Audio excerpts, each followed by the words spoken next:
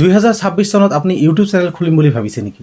যদি 2026 চনত YouTube channel খুলি পেলাই আপনি পইচা আৰ্ণ কৰিম বুলি ভাবিছে, তেনেহ'লে আপুনি ঠিক জেগাত আহি পৰিছে। আপুনি যদি মনত ভাবিয়ে লৈছে আপুনি ইউটিউব চেনেল খুলিব বা বহুত দিনৰ পৰা খুলিম বুলি ভাবি আছে বা নতুনকৈ ইউটিউব চেনেল খুলিছে কিন্তু কি কৰিম কি নকৰিম একো গম পোৱা নাই, তেনেহ'লে মই আজিৰ এইটো ভিডিঅ'ত ষ্টেপ বাই ষ্টেপ ইউটিউব চেনেল খুলি পেলাই কেনেকৈ আৰ্ণ কৰিব পাৰি, প্ৰথমৰ পৰা কি ষ্টেপ ফ'ল' কৰি পেলাই আমি ইউটিউবত ছাকচেছ হ'ব পাৰি, সেইখিনি কথাই আলোচনা কৰিম। প্ৰথম হ'ল ইউটিউব চেনেল খুলিবৰ কাৰণে আপোনাৰ এটা টপিক বাছি ল'ব লাগিব। আপুনি কোনটো টপিকৰ ওপৰত কাম কৰিব সেই টপিকটো আপোনাৰ চিয়'ৰ হ'ব লাগিব। আপোনাৰ সেই টপিকটোৰ ওপৰত মোটামুটিভাৱে নলেজ হ'ব লাগিব। কাৰণ আজিকালিৰ যুগত যিহেতু AI প্লেটফৰ্ম আছে, সেই AI প্লেটফৰ্মবিলাকৰ পৰা আপুনি আপোনাৰ যিবিলাক টপিক আপুনি বাছি লয় সেই টপিকবিলাক ৰিচাৰ্চ কৰিব পাৰিব আৰু সেইবিলাক লৈ পেলাই আপুনি ভাল এটা ভিডিঅ' বনাব পাৰিব। টপিক বাছাটো আমি কিয় জৰুৰী?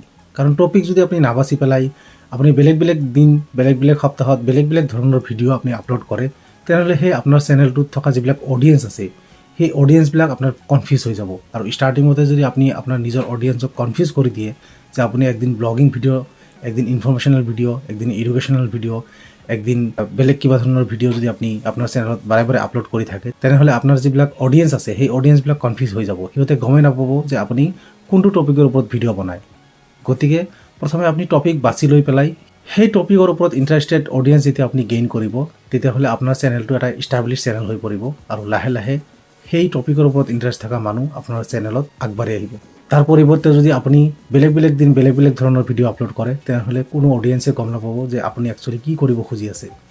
দ্বিতীয় কামটো হ'ল এটা ইউটিউব চেনেল ক্ৰিয়েট কৰা। ইউটিউব চেনেল ক্ৰিয়েট কৰাটো বহুত ইজি, হয়তো 99% মানুহে জানে, কিন্তু যিবিলাক মানুহে নাজানে সিহঁতৰ কাৰণে ইউটিউব চেনেল কেনেকৈ ক্ৰিয়েট কৰিব পাৰি মই ইয়াৰ পৰৱৰ্তী ভিডিঅ'টোত সেই বস্তুটোৱে আপলোড কৰিম।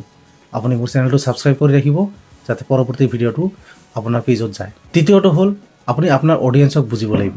আপোনাৰ অডিয়েঞ্চে কোনটো লেংগুৱেজত কেনেকুৱা ধৰণৰ ভিডিঅ' বিচাৰে সেই বস্তুখিনি আপুনি বুজিব লাগিব। আপুনি যদি ষ্টৰি টেলিং চেনেলত কাম কৰি আছে, তেনেহ'লে কেনেকুৱা ধৰণৰ ষ্টৰি আপোনাৰ অডিয়েঞ্চে বিচাৰে সেই বস্তুখিনি আপুনি এক্সপেৰিমেণ্ট কৰি ওলাব লাগিব। ইউটিউবে নিজে কয় যে 50ৰ পৰা 100টা ভিডিঅ' এক্সপেৰিমেণ্টেল হয়। তাৰমানে আপুনি এটা ভিডিঅ' আপলোড কৰি ইউটিউবৰ পৰা শিকি থাকে যে কেনেকুৱা ধৰণৰ অডিয়েঞ্চে কেনেকুৱা ধৰণৰ ভিডিঅ' বিচাৰে। গতিকে আপুনি 50টালৈকে ভিডিঅ'ত আৰ্নিঙৰ কথা চিন্তা কৰা বাদ দি পেলাই আপুনি এক্সপেৰিমেণ্ট কৰক। তাৰপিছত আপোনাৰ চেনেলটো বহুত বেছি ষ্ট্ৰং হৈ পৰিব। তাৰপিছত আপুনি এটা ভাল পইচা আৰ্ণ কৰিব পাৰিব। চতুৰ্থ হ'ল আপোনাৰ কেমেৰা আৰু ৰেকৰ্ডিং। কেমেৰাৰ কাৰণে আপুনি এটা ভাল ঠিক-ঠাক মোবাইল ফোন ইউজ কৰিব পাৰে, লগতে এটা লাইট চ'ৰ্চ। অডিঅ'ৰ কাৰণে মোবাইলৰ মাইক্ৰ'ফোন বা আপোনাৰ লগত থকা ইয়াৰফোন বা এটা অডিঅ' ৰেকৰ্ডিং মাইক্ৰ'ফোন আপুনি এটা কিনিব পাৰে। চতুৰ্থটো হ'ল এডিটিং আপুনি মোবাইলতো কৰিব পাৰে বা আপোনাৰ যদি লেপটপ বা PC আছে, তেনেহ'লে লেপটপ বা PCটো আপুনি এডিট কৰি পেলাই ভাল ভিডিঅ' বনাব পাৰে। আৰু লগতে আপোনাৰ যদি কিবা ইমেজ বা ভিডিঅ' ক্লিপৰ সৰু ভিডিঅ' ক্লিপৰ দৰকাৰ হয়, তেনেহ'লে আপুনি AI জেনেৰেটেড ভিডিঅ' বা ফটো এইবিলাক ইউজ কৰিব পাৰে। লগতে যিবিলাক ইউটিউবৰ ফ্ৰী মিউজিক আছে সেই মিউজিকবিলাকো আপুনি আপোনাৰ ভিডিঅ'ত ইউজ কৰি পেলাই আপোনাৰ ভিডিঅ'টো বহুত ভাল এটা গুড লুকিং এটা ভিডিঅ' বনাব পাৰে। পঞ্চমটো হ'ল আপোনাৰ ধৈৰ্য আৰু সদায় কাম কৰাৰ যিটো ইচ্ছা, সেই বস্তুটো আপোনাৰ থাকিব লাগিব।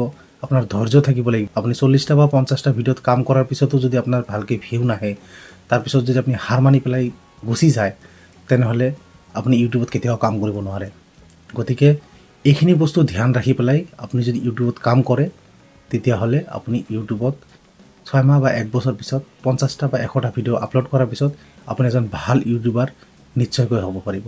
গতিকে আপুনি যদি ভাবি আছে যে আপুনি ইউটিউব চেনেল এটা আৰম্ভ কৰিব বা অলৰেডি ষ্টাৰ্ট কৰি দিছে কিন্তু কি কণ্টেণ্ট দিব সেইবিলাক গম পোৱা নাই, তেনেহ'লে আপুনি নিজৰ কণ্টেণ্ট বাছি লওক আৰু ইউটিউবত সদায় কাম কৰি যাওক, কনচিষ্টেণ্ট কাম কৰি যাওক আৰু ভাল কোৱালিটি ভিডিঅ'ত কাম কৰি যাওক।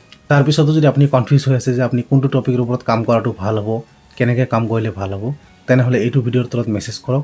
মই আপোনাক সহায় কৰিম কেনেকৈ কোনটো টপিকত কেনেকৈ কাম কৰিলে অলপ সহজ হয় আৰু কেনেকৈ কাম কৰিব লাগে। ধন্যবাদ।